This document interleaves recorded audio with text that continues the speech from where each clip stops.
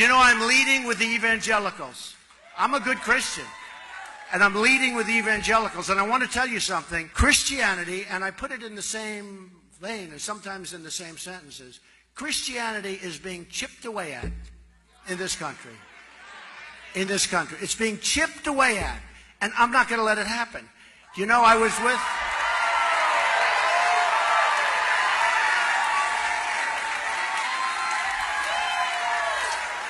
with a whole room full, like 50 pastors, ministers, great people, some of whom I knew pretty well and some I don't.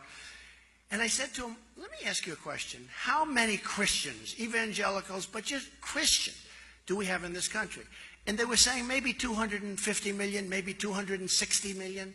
I said, so that's more than we have women. It's more than we have men. It's by far the biggest group. Then why aren't you banding together and getting the kinds of things you want?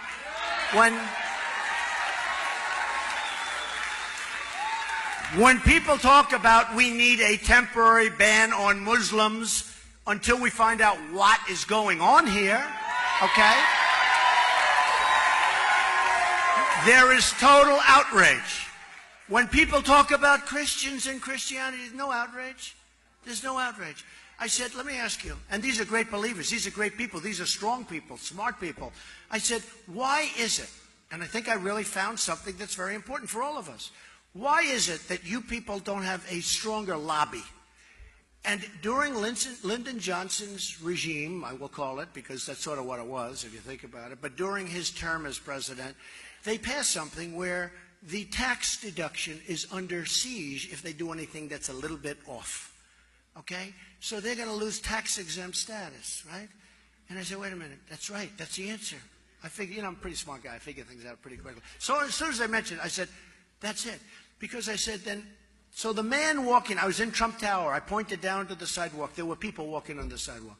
I said, then those people walking on the sidewalk are more powerful than you people in the clergy, the pastors, the ministers, the priests, the people in the clergy. They're more powerful. They said, that's right. I said, not going to happen anymore. We're going to get rid of that thing. I want Christianity to have a strong flavor. Why did we ever pass something like that? And it's so important. I mean, really, they've shut Christianity down. And these are great people, but they're afraid to do. For instance, some people came up to me, Mr. Trump, I love you. You're the best. You're going to be the greatest leader. You're going to be. I want to endorse you. I'm endorsing you.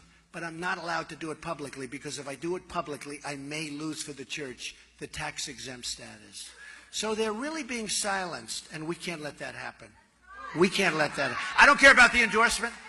They're really being silenced. We can't let that happen. We're not going to let it happen. And we're going to get that thing repealed. And think of the power we have over the Democrats, over the Republicans. I mean, the power is incredible. So we're going to get that taken care of, and we're going to be back. And I'll tell you what, come Christmas time, we're going to all be in these department stores that don't have Merry Christmas, and we're going to see Merry Christmas right in those stores, right? They don't put it up anymore.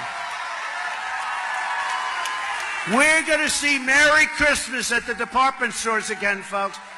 You goes into these stores, you don't even see Merry Christmas anymore. You say, why? Why? The store owners and the big companies especially, like Macy's, which is a very disloyal company. But these big companies, they don't want to use it because it's not politically correct. It's going to be not politically correct not to put it up. You watch. You watch. You watch. So we're going to be saying Merry Christmas again. So I told you they're chipping away at Christianity and they're chipping away at the Second Amendment every year. Chip, chip,